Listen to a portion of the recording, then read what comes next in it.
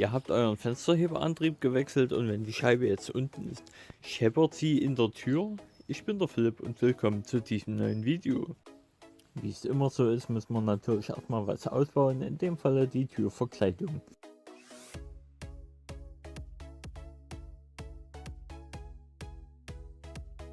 Wenn wir im Sommer mit dem Auto fahren und wenn wir das Fenster unten haben, ein Scheppern in der Türe, dann liegt das daran, dass wir einfach etwas geeignetes, was das Scheppern verhindert, wie es hier diese Schaumstoffunterlage ist, sage ich jetzt einfach mal.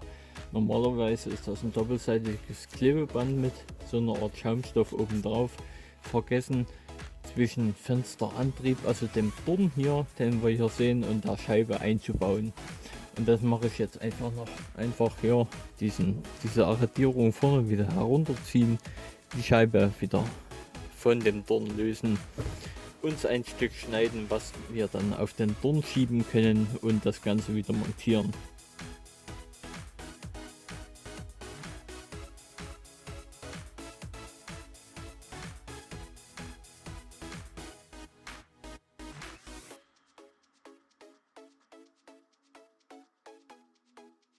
Hattet ihr auch ein Scheppern in der Türe, nachdem ihr den Fensterantriebwechsel vollzogen habt?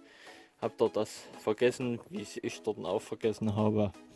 Einfach ich nenne es jetzt einfach mal Dämmmatte einzubauen und das Scheppern sollte behoben sein.